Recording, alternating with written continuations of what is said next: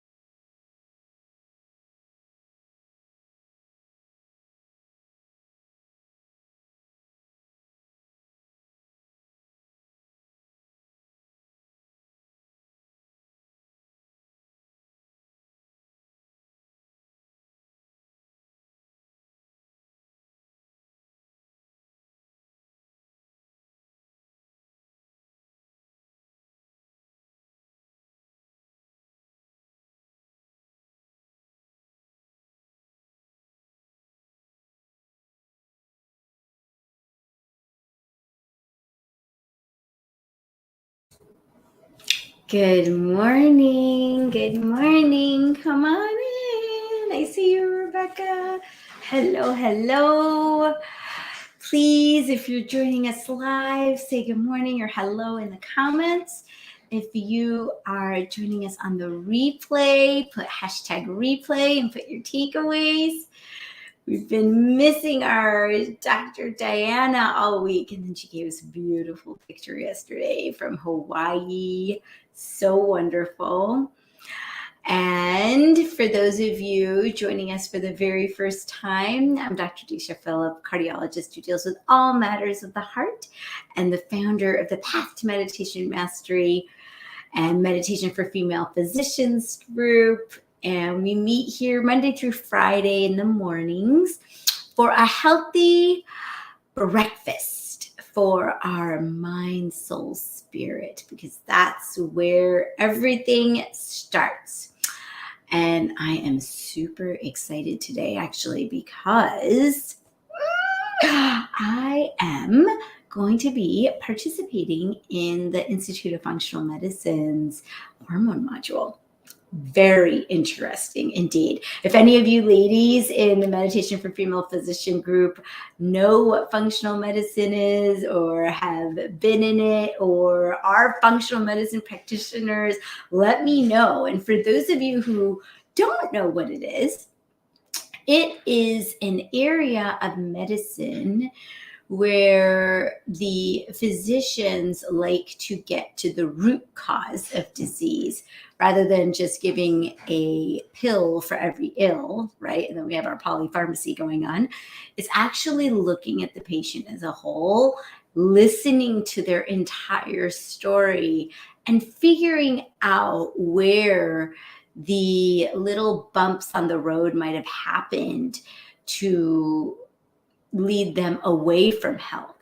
And so, in medicine, in medical school, we kind of learned that health is the absence of disease. I think we know that that's not true. And I've found in I've been a physician now for almost 20 years. Holy cow. That's crazy.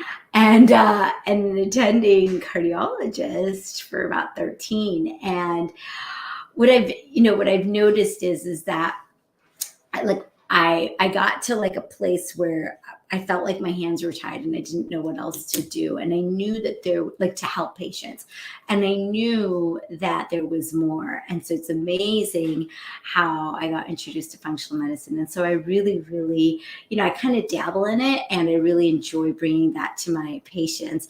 And honestly, for me, I've been able to completely heal my GERD, which I had for 10 years. Literally, I would drink water and I'd have to take Maalox afterwards by some of the things that I learned through functional medicine. So really awesome, very powerful, and very intuitive, and it makes a lot of sense. At least for me, I've found it to be very in alignment with the patient and with health. So it's really about restoring health. So anyways, yesterday, Kima was wondering about the emotional guidance scale. So I can't imagine that she's the only one. And so we shall talk about it. And it's going to go into our Asking and Is Giving calendar. But first, I'll give you the message of the day, which is July 22nd, to seek forgiveness. I need to be honest with myself and have a heart that is open with others. Forgiveness. It's such it can be a triggering word for many who feel that they have been wronged over and over again. And then for others, forgiveness, some people think, oh, I can't forgive you for doing what you did to me. I'm not going to forgive you for that, right? It makes it sound like it's something that you have to say that it's okay, that what you did was okay. Oprah and Stacey Martino reminds us of Oprah's definition of forgiveness, which I very much appreciate, which is giving up the hope that the past could have been any different than it really was.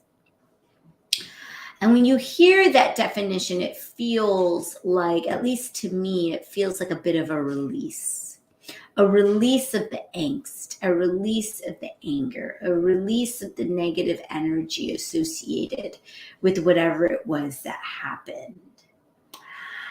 And really, it's not necessary to go to someone and ask for forgiveness. You can do it within yourself, because really forgiveness is for yourself. So you can release that negative energy from you, right? And restore love, because that negative energy is not you. And the way to do that, right, is to be really honest with myself and have a heart that is open with others. And so when I think about some of the things that I have done in the past that maybe I regretted, people ask me a lot about the situation with our daughter and how we had a lawsuit and all of that. And they said, oh, do you regret it? And I said, I don't regret it. However, I wouldn't recommend it to anyone. But also, honestly speaking, when I look back at where I was at the time, and if I'm really honest with myself, I was really hurting and I was grieving. And not that that's an excuse, but that's where I was at. And when we take action from a place of anger, grief, sadness, victimhood, it's not going to come out the way you want it to. And our heart has to be open to be able to see that and forgive ourselves. Ultimately, when it's forgiveness time, it's really the person that we need to forgive the most. It's ourselves for making decisions from a place of ignorance and not truth. So, emotional guidance scale. Here we go. So, July 22nd, Asking and Is Given. There are times when friends can prod or tease you into a better feeling thought. But at other times, their prodding or teasing just makes you feel worse. Any success they may have had in helping you feel better has been, for the most part, about how far out of alignment you already were. Because while it is easy to make small vibrational jumps, it is difficult or even impossible to make large ones. So the emotional guidance scale, many people out there have their version of it. This is by Abraham Hicks and Esther and Jerry Hicks from the book Ask and It Is Given. And they talk about the scale of 22 emotions. Okay. And so we all have, and I laminated this because I actually keep one with me in the office, and I sometimes bring this to my patients as well. So there's the emotion. So there's 22 emotions, and on the scale, on the left side of the page is the upward spiral, and on the right side of the page is the downward spiral. And so we'll say, oh, the right hand of the emotional guidance scale doesn't mean it's the correct side. It's just the right side of the paper. And then there's the left side. And so so on the, I usually start on the right side, all the way at the bottom. 22nd emotion is fear, grief, depression, powerlessness, and victimhood. And so that's number 22. Number 21 is insecurity, guilt, unworthiness. And I'm just going to read these to you, and you see if you can tell how it feels just in you. So just sit for a second, close your eyes. So I'm going to read these, and let's go. So number 22 is fear, grief, depression, powerlessness, victim. 21, insecurity, guilt, unworthiness. 20, jealousy. Then 19, hatred, rage, revenge, anger, discouragement, blame, worry, doubt, disappointment, overwhelmed, frustration, irritation, impatience, pessimism, boredom. That's number 8. So even just saying those or hearing them, you can feel that there's a vibrational difference between number 8, which is boredom, and number 22, which is fear, grief, depression, powerlessness, victim, right? Tell me in the comments if you can feel that difference, okay? There's a difference between doubt and hatred and rage, right? There's a difference between the energy of revenge and insecurity, guilt, unworthiness, right? There's an energetic and vibrational difference. Then on the left side, so number 8 is what's at the top of the downward spiral. Then on the left side, number 7, contentment, hopefulness, optimism, positive expectation or belief, enthusiasm, passion, and then joy, knowledge, empowerment, freedom, love, and appreciation. Huge difference, right? So you can totally feel the difference. Wonderful. Kima, glad to see you here. I'm glad. This is for you, girl. So it's a wonderful feeling, right? Or you can, or just to even be able to tell the vibrational difference between joy, knowledge, empowerment, freedom, love, and appreciation. And then there's fear, grief, depression, powerlessness, victimhood. So what today's Asking It Is Given is saying is there are times when friends can prod or tease you into a better feeling thought, but at other times their prodding or teasing just makes you feel worse. So if someone, say you walk into the room and maybe you feel that the energy is a little down with the patient, right? Maybe they're just in a place of overwhelmed, right? That's number 11. And we laugh a lot. People are like, you're really funny. I'm like, really, am I trying to be? I just kind of call it like it is. But we laugh a lot in the exam room. And, and a lot of people coming in, especially my, women in my age group, the 40 to 50 age group, they're in the sandwich generation, taking care of so many things. They're in a lot of overwhelmed.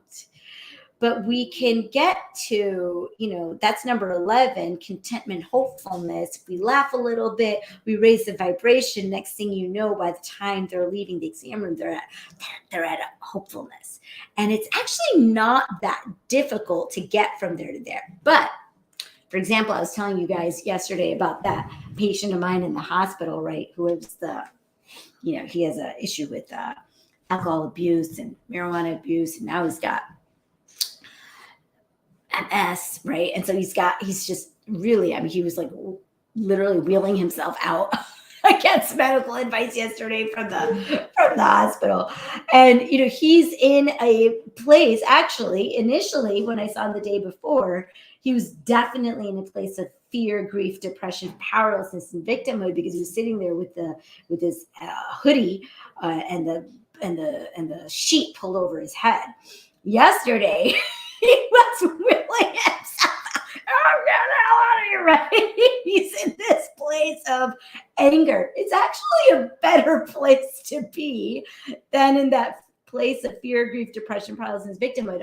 But what I'm realizing right now, as a healthcare provider or one of the nurses or whatever, we feel almost safer around the person who's in fear and victimhood when, but and the place of anger and hatred and rage is actually scarier to us, but you can actually affect change a little bit more when they're in a higher vibrational place. And so you can go in there and be like, hey man, I see you're so pissed off, right? Do a little bit of an alignment, right? Stacey Martino has taught us, right? Align, elevate, and shift in those places. Don't be scared. Don't be scared, but take somebody with you if you think they're going to punch you, of course. Don't do anything dangerous. But it's funny. Some of them just be like, you want me to go in there with you? You want me to go in there with you? I don't know what you're going to do, right? They come with me, right? Just stand outside. Let's see what happens, right? And it's always exciting. You never know what you're going to find in the hospital, right? Wonder, curiosity. This is what's so fun about being a physician. But you never know what you're going to get. And you can affect change. So for yourselves or for ourselves, make sure how I'm doing on time here. Okay. So for ourselves, it's impossible to, in 5 minutes, to go from, hatred and rage to joy. Not going to happen. But you can look at where you're at, right? Say you're really pissed and you're having this, right? You can look at and say, you know what? Yeah, I'm at anger. I'm really pissed off right now. And this was me this past weekend. I was angry. I was angry that I had to come into the office. I was being like an insolent teenager. I was just pissed off because I had more work, as all of us, right? We have more work than we can complete in an 8-hour day or 10-hour day. And so I had to come in on the weekend, take time away from my family and go finish reading and doing tasks and blah, blah, blah. And I was in a place of anger. And I was fortunate that I had some people in my life to get me to a place of slowly working through it. And you can change it with your thoughts to a place of contentment, right? So I was in a place of anger. And so how do you do this? So I was pissed off. So I'm going to show you how I did this. I was pissed off that I had to be there, right? And then, so that's number 17. And then what's a discouraging thought, right? A discouraging thought is, my goodness, am I ever going to get out of this stupid cycle of, too much work, can't get out of my own way. They expect so much, right? And then I get to, that's where I'm in blame, right? So I go from anger, discouragement. I'm already at blame, which is a better place than anger. Who's they? They, the institution, they, the administrators, all they want us physicians to do is to work more, pay us less. They want to push us to do more, right? Take the help away from us. So I'm in blame. And then 14, worry. What if this never changes? What if I can't get out of this? 13, doubt. I doubt the system is ever going to change. There's no way they're going to change. 12, disappointment. When I went into medicine, I'm so disappointed where medicine has come today. So disappointed, right? This is not why I went into medicine, to sit in front of a computer all the time and do all this crap. 11, overwhelmed. I am completely overwhelmed with the sheer amount of brain power that it takes to go through 50 tasks, 30 studies, finish the notes. 10, frustration, irritation, impatience. I'm just irritated that I even have to be here and I have to do all of this, right? 9, pessimism. They're never going to change. They are not going to change. It's never going to change. It's just getting worse, right? 8, boredom. I'm bored. This is why I'm also irritated that I have to sit in front of this computer because I like connecting with people. And now I'm sitting in front of a screen, not connecting with anybody. I'm bored.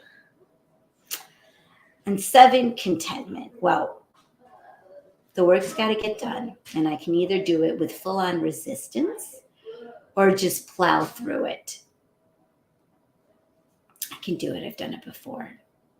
Number 6, hopefulness. And you know what? After I get done with this, if I just bang it out instead of constantly resist it, I'll be able to go and sit by the pool in my family. Hang on one second here. Nina, can you be quiet for 1 second, please? Thank you, my love. And then optimism. All right, I'm already done with 25 tasks. I'm getting through it. I've got a few minutes left, right? Positive expectation and belief. I can do this. We're going to get it done. Enthusiasm. I've got one more study to go. Let's do this, right? I can do it, right? Number 2, passion. I don't know about the passion. I can get it done. And then you can work your way all the way back up to joy, which is, I'm done with my work and now I can go on my way.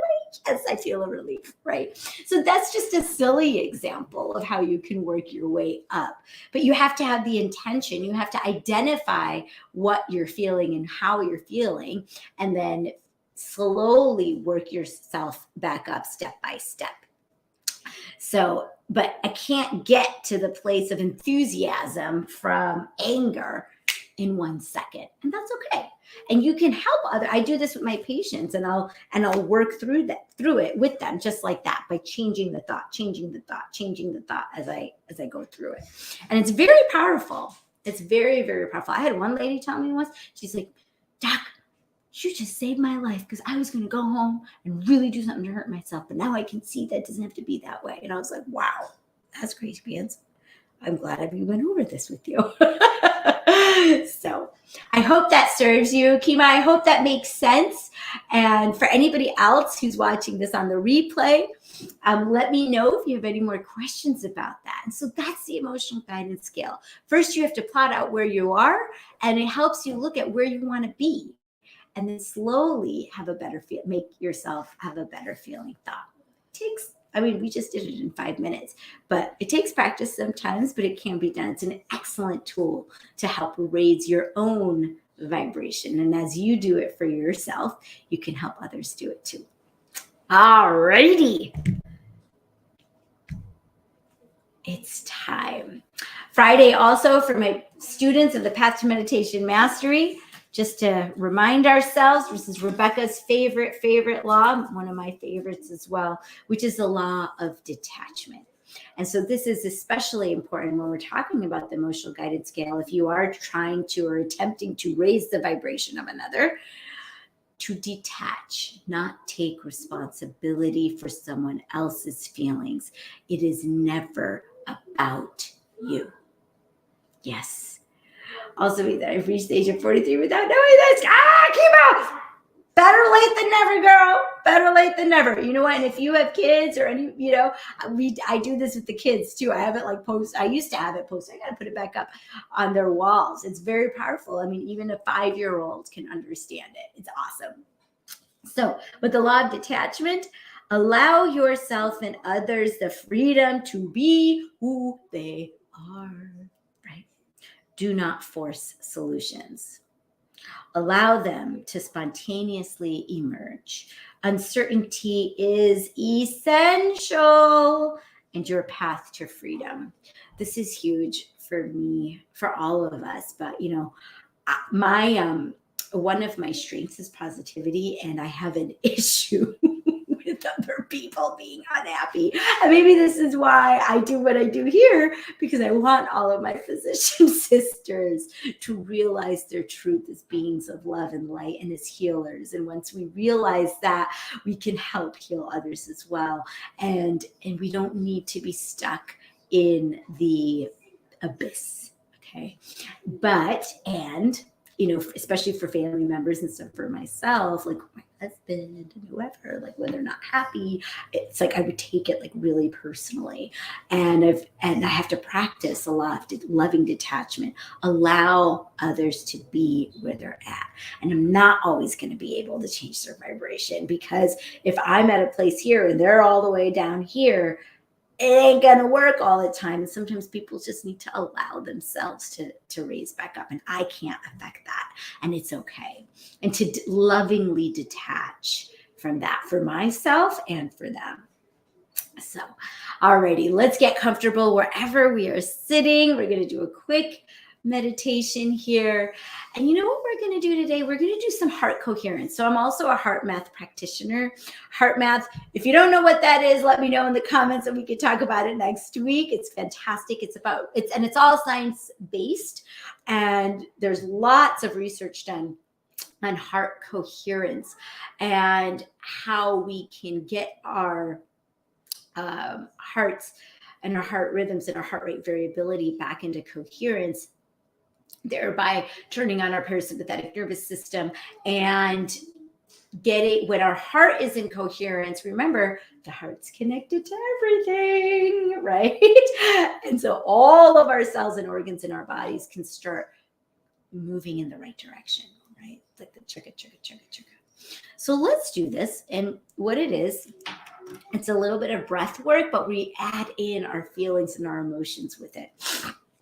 So what we're going to do is we're going to visualize our hearts in the center of our chest, with two nostrils, one in the right ventricle, one on the left ventricle. And we're going to take a 4-count breath in, hold for 2 counts, and exhale for 8 counts with pursed lips. And while we're doing that, I want you to try to conjure up feelings of love, joy, passion, enthusiasm. For me, I typically visualize the eyes of my children or my niece and nephew and their smiles, and that just brings me into a place of alignment and peace and joy. And you can do it with your dog, you can do it with a peaceful place, wherever it is, whatever it is that makes you feel that warm, fuzzy feeling, okay? So let's go ahead, visualize, get comfortable wherever you are sitting first. Visualize your heart in the center of your chest with 2 nostrils. And let's take a deep breath into our hearts. Breathe in. 2, 3, 4. Hold. 2, 3. Exhale. 2, 3, 4, 5, 6, 7, 8. Breathe in and really visualize and conjure up those feelings of love, joy, passion, enthusiasm. 2. Breathe out, and as you breathe out, send those vibrations of love, joy, passion out through your pores to the environment that you're sitting in. Breathe in.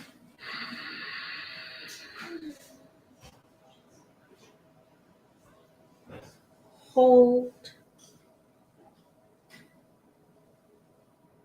And exhale.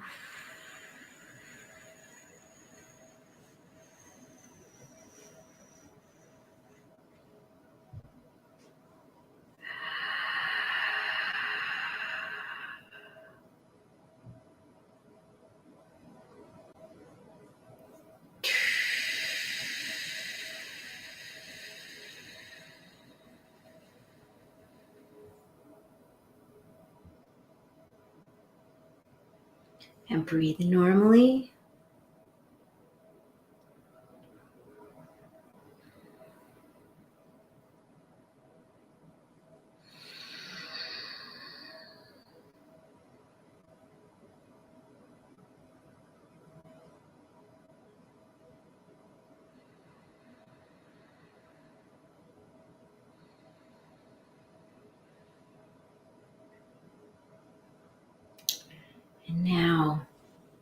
I'm going to go ahead and pronounce 4 intentions.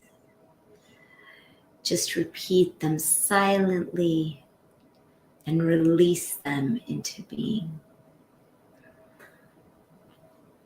Joyful, energetic body. Joyful, energetic body. Loving, compassionate heart. Loving, compassionate heart. Reflective, alert mind. Reflective, alert mind. And lightness of being. Lightness of being. Continue to rest. When you're ready, you can slowly start wiggling your fingers and toes. Slowly open your eyes. Give yourself a big stretch. You can bring your palms together to your heart center and give yourself a little bow of gratitude for bringing yourself here today, for being on this journey back to your truth of being a spiritual being, having a human experience, reclaiming your power. And from this place of being charged, let's give a blast of love and light energy out to all of our family, our friends, our community, our city, our state, our country, to all the countries on this planet, to every single brother and sister soul on this planet. And then from there, we give a blast of that energy out into the universe, to all the galaxies and nebulas and whatever, stars. And then from there, it gets boomeranged right back to us. I'll say namaste. The divine light in me sees and honors the divine light in you. Have a wonderful weekend, everyone. Put your comments below. If you're watching on YouTube, hit like, subscribe, and share. And I'll see you back here on Monday morning. Sending you so much love. Mwah!